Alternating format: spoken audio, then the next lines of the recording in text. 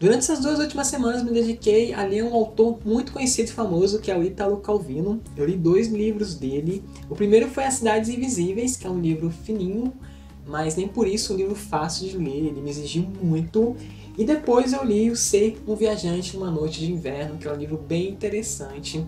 De início, a minha intenção era fazer um vídeo para os 2 livros, mas como esse livro aqui acabou sendo muito interessante e tem umas coisas a mais que eu quero falar sobre ele, eu vou dedicar esse vídeo somente para esse livro aqui. E aí eu pretendo fazer o seguinte: como eu tenho um outro livro aqui do Ítalo Calvino aqui em casa, que é O Cavaleiro Inexistente, que é um livro também fininho, mas acredito que ele também vai me exigir muito.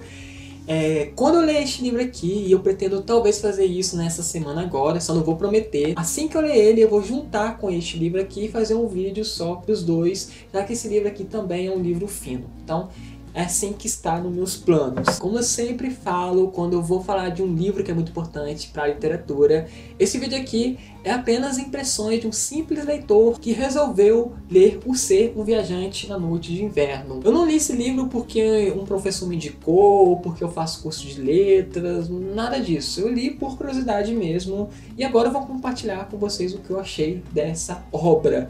Eu já vou adiantando que eu achei esse autor bem louco, né? As histórias dele têm algo meio surreal. Quando eu digo surreal, eu digo no sentido que as coisas que acontecem com o personagem aqui desse livro parecem coisas de um sonho. Parece que o personagem aqui está preso dentro de um sonho, parece que ele está sonhando, sabe? É mais ou menos assim. Quando eu falar sobre a história, vocês vão entender do que eu estou falando. O personagem principal desse livro é o leitor, que na verdade somos nós. Esse livro é narrado em segunda pessoa, então o Ítalo Calvino sempre vai nos lembrar para a gente se colocar no lugar desse personagem aqui, isso é importante. Aí certo dia esse leitor resolve ir para a livraria para comprar o mais novo livro do Ítalo Calvino, que é justamente O Ser um Viajante numa Noite de Inverno. Chegando lá, ele compra o seu exemplar, vai para casa todo feliz e inicia a história. É uma história bem interessante de um homem misterioso chegando numa estação ferroviária numa noite chuvosa. O Ítalo Calvino ele consegue fazer um climão assim bem legal que te prende muito. O nosso leitor acaba adorando esse início de história, mas quando ele chega na página 32, ele descobre que a história se interrompe ali e que na página seguinte a história começa do início novamente e assim sucessivamente durante todo o livro. Ele descobre que foi um erro da editora.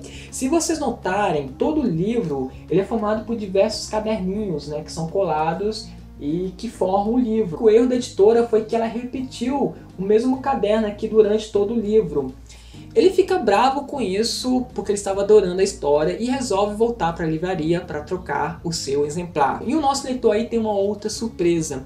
O livreiro conta que a editora não apenas errou nessa coisa aí dos cadernos, a editora também trocou as capas dos livros. Então na verdade o nosso leitor não estava lendo um livro do Ítalo Calvino, ele estava lendo um outro livro. Na verdade ele estava lendo o livro de um autor polonês. E o nome do livro, cadê o nome do livro aqui?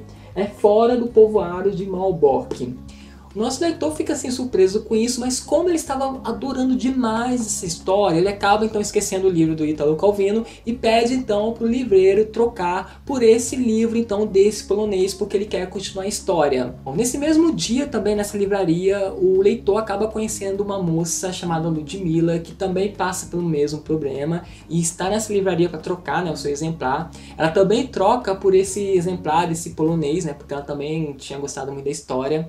E o nosso leitor tem uma queda por ela na primeira vista, ele se apaixona por ela, ele consegue puxar assunto com ela falando justamente sobre esse problema, né, que os dois passaram, né, dos exemplares defeituosos. Então ele chega em casa, começa a ler o livro desse polonês e para surpresa dele, a história desse livro não tem nada a ver com a história que ele estava lendo antes, aquela história que estava dentro da capa do Ítalo Calvino, né? E essa edição dele também tinha um problema, a cada 2 páginas impressas, 2 vinham em brancas, e assim sucessivamente durante todo o livro. E tem mais ainda, gente, ele descobre pelo contexto, pelos nomes, dos lugares, dos personagens, que não tem nada a ver com o autor polonês, com esse autor polonês, não tem nada a ver com a Polônia, que a história aparenta ser de um outro país, de um outro lugar. Então ele começa a suspeitar que essa editora também colocou a capa errada nesse livro.